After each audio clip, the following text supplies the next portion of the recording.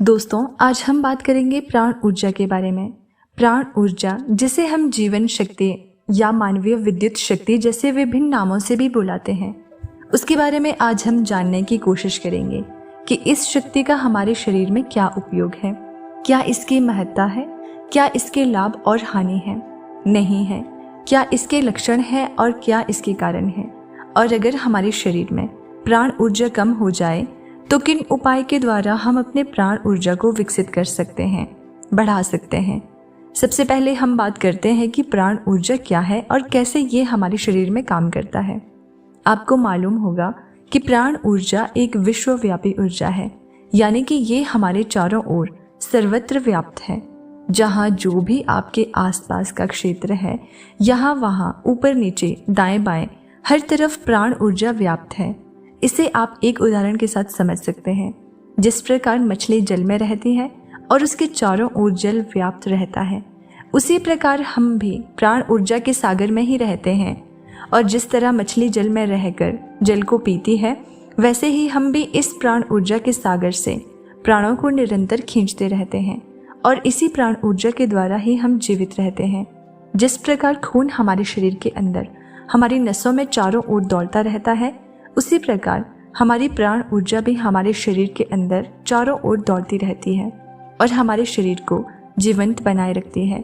जिस प्रकार एक कार को चलाने के लिए एक इंजन, मोटर की आवश्यकता होती है, उसी प्रकार हमारे शरीर के अंदर भी हमारे जो 7 ऊर्जा चक्र हैं, उनको दौड़ाने वाला और हमारे शरीर के सभी अंगों को संचालित करने के लिए जिस ताकत की ज़रूरत होती है, वो ताकत प्राण ऊर्जा ही है। और जिस प्रकार विद्युत उपकरण को चलाने के लिए इलेक्ट्रिसिटी की ज़रूरत होती है और अगर वोल्टेज कम आए तो वो विद्युत उपकरण ठीक से काम नहीं कर पाते हैं, ऐसे ही हमारे शरीर के अंदर भी विभिन्न प्रकार के उपकरण होते हैं, जैसे कि हमारा हृदय, किडनी, लीवर, इनको भी सही तरीके से चलने के लिए प्राण ऊर्जा की उचित मात्रा की ज़रूरत होती है। लेकिन अगर हमारे शरीर के अंगों को प्राण ऊर्जा सही तरीके से उपलब्ध नहीं होगी तो भी ये ठीक से काम नहीं कर पाएंगे। इसलिए हमारी प्राण ऊर्जा जितनी प्रखर होगी, उतना ही हमारा शरीर और हमारा मन तंदुरुस्त रहेगा। लेकिन अगर हमारी प्राण ऊर्जा कमज़ोर होगी तो हमारे शरीर और मन भी कमज़ोर पड़ने लग जाएंगे।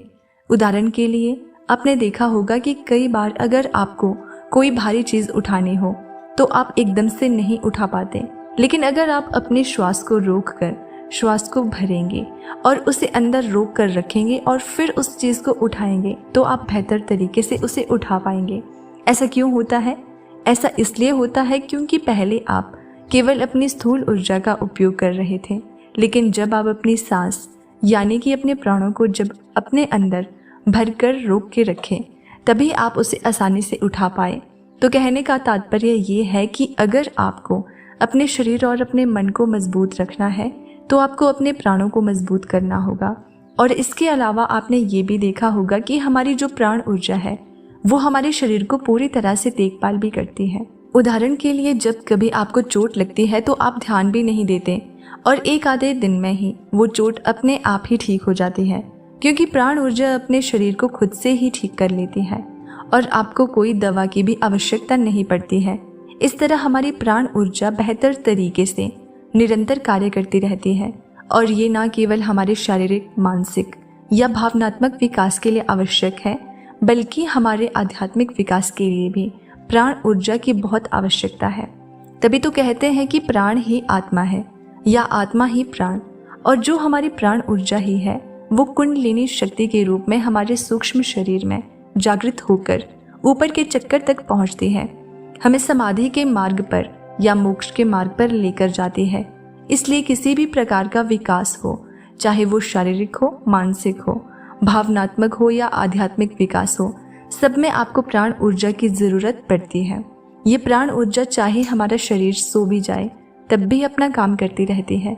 ये प्राण ऊर्जा ना तो रुकती है, ना थकती है, ना आराम करती है, ना सोती है, ना ही कभी खत्म होती है। ये बिना रुके हर पल 24 घंटे अपना काम करती रहती है। अतः जब तक हमारे शरीर के अंदर प्राण ऊर्जा है, जब तक जीवन बना है, और जैसे ही ये प्राण ऊर्जा हमारे शरीर से निकलती है तो उसी समय हमारी मृत्यु हो जाती है। इसके अलावा ये भी याद रखें कि कोई शारीरिक रूप से कितना भी मोटा ताज़ा क्यों ना हो, कितना भी हेल्दी क्यों ना हो, लेकिन ज़रूरी नहीं है कि वो ऊर्जावान हो, क्योंकि उनकी प्राण ऊर्जा उतनी स्ट्रांग नहीं होती है। जबकि कुछ लोग बहुत शारीरिक रूप से बहुत कमज़ोर होते हैं, लेकिन फिर भी वो कभी हार नहीं मानते और बड़े से बड़ी चुनौती को भी वो पार कर जाते हैं। वो ऐसा इसलिए कर पाते हैं क्योंकि उनके अंदर प्राण ऊर्जा प्रचुर मात्रा में होती है। प्राण ऊर्जा जो प्राणों की प्रखरता है, उसे आप किसी के चमकते चेहरे के रूप में पहचान सकते हैं। जैसे किसी के चेहरे पर बहुत ज़्यादा शाइन है, उसकी आंखें चमक रही है और चेहरे पर आत्मविश्वास है, तो आप समझ सकते हैं कि उसकी प्राण ऊर्जा प्रबल है। या फिर किसी किसी की वाणी बहुत प्रबल होती है, उनका उच्चारण अत्यंत जोशीला होता है, तो इसका मतलब उनकी प्राण ऊर्जा प्रखर है। इसके अलावा आपने देखा होगा कि जब कोई व्यक्ति डॉक्टर के पास जाता है और वो बोलता है कि मुझे बहुत ज़्यादा उदासी है, डिप्रेशन है, तो डॉक्टर उसको सलाह देते हैं कि आप कुछ दिन पहाड़ों पर चले जाएं, प्रकृति में चले जाएं या कहीं शांत स्थान पर चले जाएं और 101 दिन वहीं पर समय बिताएं, क्योंकि ऐसी प्राकृतिक जगहों पर प्राण ऊर्जा बहुत बड़ी मात्रा में होती है, जिससे कि उनके वहाँ रहने मात्र से ही फीलिंग्स होनी शुरू हो जाती है। अब तक हमने समझा कि प्राण ऊर्जा क्या है और उसका महत्व क्या है। अब हम समझने की कोशिश करते हैं कि ऐसे कौन से लक्षण हैं जिनको देखकर हम समझ पाएं कि हमारे अंदर प्राण ऊर्जा पर्याप्त मात्रा में है या नहीं, ये सही तरीके से काम कर रही है या नहीं, और साथ में उनके लाभ भी जानेंगे। और पहली बात, अगर आपकी प्राण ऊर्जा आपके शरीर में प्रबल है और अच्छी मात्रा में है, सही तरह से काम कर रही है, तो आपको कुछ लक्षण होंगे। जैसे कि पहला लक्षण ये है कि आपको कई बार सपने में हवा में उड़ने का एहसास होगा। आपको ऐसा सपना आएगा कि जैसे कि आप हवा में उड़ रहे हैं। ये इंगित करता है कि आपकी प्राण ऊर्जा प्रखर हो रही है। इसके अलावा कई बार आप ध्यान में बैठे होंगे और ध्यान में बैठने के दौरान आपको अचानक ऐसा महसूस होगा कि जैसे मान लीजिए कि आप कहीं बैठे हैं और बहुत मधुर संगीत बज रहा है, तभी आपके पैर थिरकने लगे और इसका मतलब आपकी प्राण ऊर्जा अच्छी है। कई बार अचानक से सुहाना मौसम बन जाए, बारिश आने लगे, या कभी आप किसी सुंदर प्राकृतिक स्थान में चले जाएं और आपका जी मचलने लगे और आपका दिल अंदर से नाचने लगे, तो इसका मतलब है कि आपका प्राण आंदोलित हो रहा है, जो कि अच्छा लक्षण है। ये सब आपके प्राण क्षीर में उन्नति के संकेत हैं, क्योंकि अगर आप मृत होंगे और आपके अंदर कोई भावना उत्पन्न ना हो, चाहे सुंदर संगीत बज रहा हो, चाहे मौसम कैसा भी करवटें बदलता रहे, इससे आपको कोई फर्क नहीं पड़े, तो इसका मतलब है कि आप अंदर से खत्म हो चुके हो। आपकी प्राण ऊर्जा बिल्कुल खत्म हो चुकी है, जिससे कि आपको कोई फर्क ही नहीं पड़ रहा है। इसके अलावा अगर आपकी प्राण ऊर्जा प्रखर होगी तो आप देर तक सो नहीं पाएंगे, आप ब्रह्म मुहूर्त में सहज ही उठ जाएंगे। अतः अगर आप सुबह जल्दी उठ जाते हैं बिना किसी आलस के, तो आपकी प्राण ऊर्जा ठीक काम कर रही है। लेकिन अगर आप बिस्तर पर 8 से 10 बजे तक पड़े रहते हैं, तो इसका मतलब है कि आपकी प्राण ऊर्जा कम हो रही है। और अगर आपकी प्राण ऊर्जा विकसित होगी तो उसके परिणाम स्वरूप आपके अंदर तेजस्विता आएगी, आपके अंदर उत्साह आएगा, आपका निरंतर कुछ कार्य करने को दिल करेगा और आपके अंदर आत्मविश्वास भरपूर रहेगा। इसके अलावा आप आशावादी होंगे और आपके अंदर बहुत से जो सकारात्मक गुण होते हैं वो सब आपके अंदर मौजूद रहेंगे। इसके अलावा आपका चेहरा खिला खिला सा रहेगा। इस स्थिति में आप अध्यात्म में तेजी से प्रगति करेंगे।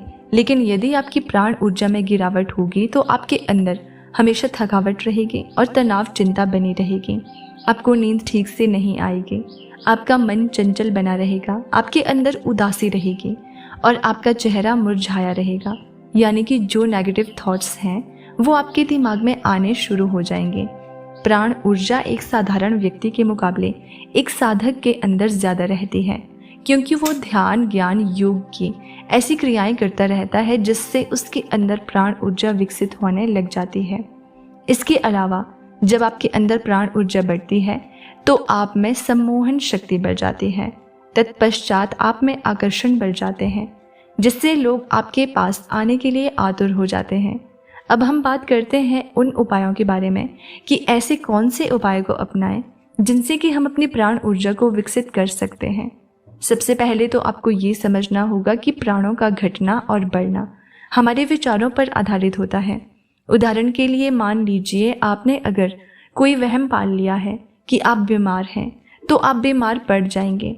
और इससे उल्टा भी हो सकता है कि यदि कोई मरता व्यक्ति ये प्रबल विचार कर ले कि मैं तो ठीक हो रहा हूँ, तो वो मृत्यु के समय भी अपने आप को वापस जीवन में खींच सकता है। इसलिए सबसे पहले आपको अपने प्राणों को विकसित करना है, तभी आप प्राण ऊर्जा को बढ़ा सकते हैं। हमेशा अपने दिमाग में सकारात्मक विचार यानी कि पॉजिटिव थॉट्स रखें, क्योंकि जैसे ही आपके थॉट्स पॉजिटिव होंगे तुरंत आपकी लाइफ एनर्जी इंक्रीज हो जाएगी। और जैसे ही आपकी लाइफ एनर्जी इंक्रीज होगी तो आप अपने जीवन में कुछ भी मैनिफेस्ट कर सकते हैं। आपको किसी प्रकार की मन्नतें मांगने की ज़रूरत नहीं है, बस आप अपनी ऊर्जा को ठीक कर लें तो आपके जीवन में सब कुछ आना शुरू हो जाएगा। दूसरी बात, आप हमेशा वर्तमान में रहें, क्योंकि हमारी एनर्जी तब अधिक खर्च होती है जब हमारा दिमाग या तो भूतकाल में या फिर भविष्यकाल में खोया रहता है। लेकिन जैसे ही आप प्रेजेंट माइंड होकर रहेंगे तो आपकी एनर्जी सेव होनी शुरू हो जाएगी। इसलिए आप हमेशा प्रेजेंट माइंड सेट के साथ रहें और इधर उधर के विचारों में ना खोएं। इसके बाद प्राणायाम का अभ्यास करें। प्राणायाम जिसके नाम में ही प्राण शब्द छिपा हुआ है, तो जब भी आप प्राणायाम का अभ्यास करेंगे तो आपके अंदर प्राणों की मात्रा बढ़नी शुरू हो जाएगी। इसलिए जब आप इस प्रकार के प्राणायाम जैसे कि भस्त्रिका, कपालभाति का अभ्यास करेंगे तो इनके अभ्यास से आपके अंदर प्राणों की मात्रा बढ़नी शुरू हो जाएगी। खासकर यदि आप ऐसे प्राणायाम करते हैं जिसमें कुंभक भी लगाया जाता है, यानी कि सांस को अंदर रोक कर रखा जाता है, तो आपकी प्राण और भी तेजी से बढ़ने शुरू हो जाएंगे। इसके अलावा ओम मंत्र का जाप करें, क्योंकि जब आप महामंत्र ओम का जाप करते हैं तो आपके शरीर कंपन करने लगता है। उसकी वाइब्रेशन इतनी स्ट्रांग होती है कि आपके ब्रेन में प्रत्येक तंतु खुल जाते हैं और पूरे शरीर के अंदर भी खुल जाते हैं। तो ओम का जाप अवश्य करें।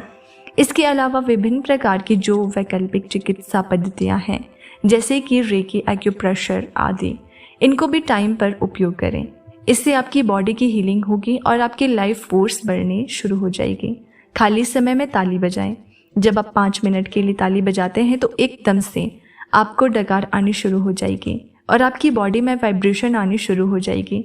इसलिए ये भी हमारी प्राण ऊर्जा को विकसित करने में सहायक होती है। अतः जब भी आपको समय मिले 5 मिनट, 10 मिनट या कम से कम 2 मिनट ही घर में बैठे बैठे क्लैपिंग करना शुरू कर दें। अनावश्यक रूप से अपनी ऊर्जा बिल्कुल नष्ट ना करें। जैसे कि जब हम अनावश्यक रूप से फालतू बोलते रहते हैं जिसका कोई बात का मतलब ही नहीं है, कोई ज़रूरत नहीं है, फिर भी हम बोले जा रहे हैं, तो उसमें आप अपनी एनर्जी को वेस्ट कर रहे हैं। इस पर संयम पाने के लिए मौन रहें और हफ्ते में 1 दिन आप मौन व्रत भी रख सकते हैं। इसके अलावा जब भी बहुत ज़रूरी हो तभी बोलें और काम की बात बोलें। जितना हो सके उतना चुप रहें। दूसरा, बिना मतलब के इधर उधर बिल्कुल ना देखें। कई बार क्या होता है कि जब आप कहीं जा रहे होते हैं तो रास्ते में हर जगह इधर उधर आप देखते हुए जाते हैं। इसलिए जब आप बिना कोई काम के अपनी आंखों का प्रयोग करते हैं तो इससे हमारी एनर्जी बहुत ज़्यादा वेस्ट होती है। क्या आपने कभी सन्यासियों को ध्यान से देखा है? वो सिर्फ उतना ही देखते हैं जितना उन्हें आगे की ज़मीन नज़र आती है, उससे आगे वो देखते ही नहीं। अपनी नाक की नोक पर ही वो अपनी नज़र जमा कर रखते हैं, यानी कि अपनी आंखों को आधा खुला रखते हैं और आधा बंद रखते हैं। इससे उनकी एनर्जी सेव होती है और वे सालों साल तक जीते हैं।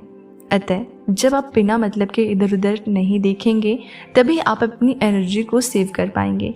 इसके अलावा फालतू खाना मत खाएं। जितनी भूख हो उससे थोड़ा कम ही खाएं, क्योंकि हमारी ज़्यादा एनर्जी तो खाने को पचाने में ही लग जाती है, जिससे प्राण ऊर्जा घट जाती है। इसलिए कभी कभी व्रत भी रखें, यानी कि हफ्ते में 1 दिन आप ऐसा करें कि आप सिर्फ लिक्विड डाइट लें, सिर्फ पानी पिएं या जूस पिएं, ताकि आपके पेट को आराम मिले। अगर आप ऐसा करते हैं तो आपकी प्राण ऊर्जा संतुलित रहती है और तेज़ी से बढ़ती है। इसके अलावा अति सक्रियता से बचें। कुछ लोग बहुत ज़्यादा हाइपर होते हैं, यानी कि वो हर कार्य जल्दबाजी में करते हैं, जैसे कि दौड़ते दौड़ते जाएंगे, दौड़ते दौड़ते आएंगे, एकदम से उठ जाएंगे और एकदम से बैठ जाएंगे। हर वक्त वो बस फास्ट मूवमेंट में ही रहते हैं, तो इससे भी हमारी एनर्जी बेहद वेस्ट होती है। इसलिए थोड़ा रिलैक्स रहें और अपनी गति को धीमा रखें। कोई भी कार्य करें तो शांतिपूर्वक करें, क्योंकि जितना ही आप शांतिपूर्वक कार्य करेंगे उतना ही आपके अंदर प्राण ऊर्जा की बढ़ोतरी होगी। इसके अलावा जब भी आप बैठें तो झुककर मत बैठें। हमेशा अपनी रीढ़ की हड्डी को सीधा रखकर बैठें, क्योंकि जब आप झुककर बैठते हैं तो रीढ़ की हड्डी मुड़ जाती है, जिससे कभी कभी आपको दर्द का अनुभव होता है। इस अवस्था में प्राण ऊर्जा तेजी से घटने लगती है। इसलिए जब सीधे आप बैठते हैं तो आपकी बीमारियां खत्म हो जाएंगी और आपकी प्राण ऊर्जा बढ़ने लगेगी। अति कामुकता से बचें, क्योंकि आप जब बहुत ज़्यादा काम वासना के विचारों में लिप्त रहेंगे तो आपकी एनर्जी लीक होती रहेगी। इसलिए ब्रह्मचर्य का पालन करें। आप खुद को जितना हो सके उतना काम वासना को कंट्रोल करके रखिए। इसके अलावा पुतली सांस कभी मत लें। हम बहुत ज़्यादा ऊपर सांस लेते हैं और फास्ट ब्रीदिंग करते हैं, जिससे कि हमारी प्राण ऊर्जा सही से प्राप्त नहीं हो पाती है। अतः डीप ब्रीदिंग करें, क्योंकि जब हम डीप और मेडिटेशन ब्रीदिंग करते हैं तो आपकी प्राण ऊर्जा अच्छी तरह से आपके शरीर में प्रवेश करेगी। हमेशा पॉजिटिव लोगों के साथ रहें और नेगेटिव माइंड लोगों से दूरी बनाकर रखें। हर दिन प्रातःकाल देव स्थानों पर जाएं, क्योंकि वहाँ पर प्राण ऊर्जा और सकारात्मक ऊर्जा बहुत बड़ी मात्रा में होती है। इसलिए वहाँ पर जाकर कुछ टाइम बैठें और सूर्य स्नान करें। इसके बाद व्यायाम करें, कुछ गेम्स खेलें, स्विमिंग करें और नशा बिल्कुल ना करें। जब आप किसी भी प्रकार का नशा करते हैं तो आपकी लाइफ बिल्कुल ही खत्म होने लगती है। तो उन चीज़ों से बचें और सबसे अंतिम बात कि आप अपने अस्तित्व से जुड़ें। अस्तित्व से जुड़ने का मतलब ये है कि जैसे अगर आप बंद बल्ब को विद्युत से जोड़ते हैं तो बल्ब एकदम से जल पड़ता है, और ऐसे ही यदि आप अपने आप को अपने अस्तित्व से जोड़ेंगे तो आपके अंदर भी प्रकाश उत्पन्न हो जाएगा। क्योंकि हमें जितनी भी प्राण ऊर्जा मिलती है वो हमें अस्तित्व से ही प्राप्त होती है। अतः अस्तित्व से प्राण ऊर्जा को प्राप्त करने के लिए अपने हृदय में प्रेम को बसाना, एकाग्रता का अभ्यास करें और ध्यान की विधियों का भी अभ्यास करें, जिससे कि आप अपने अंदर प्राण ऊर्जा को विकसित कर सकें। और याद रखें, मन का नियंत्रण करना ही प्राण का नियंत्रण है। इसलिए अगर आप अपने प्राणों को नियंत्रित करना चाहते हैं या विकसित करना चाहते हैं तो सबसे पहले अपने मन को कंट्रोल करें। इसे आप ध्यान के द्वारा, भक्ति के द्वारा या स्पिरिचुअल प्रैक्टिस के द्वारा कंट्रोल कर सकते हैं। तो दोस्तों, आज की वीडियो आपको कैसी लगी कमेंट बॉक्स में ज़रूर बताना, और वीडियो अच्छी लगी होगी तो लाइक करना, चैनल पर नए हैं तो सब्सक्राइब ज़रूर कर देना। मिलते हैं अगली वीडियो में।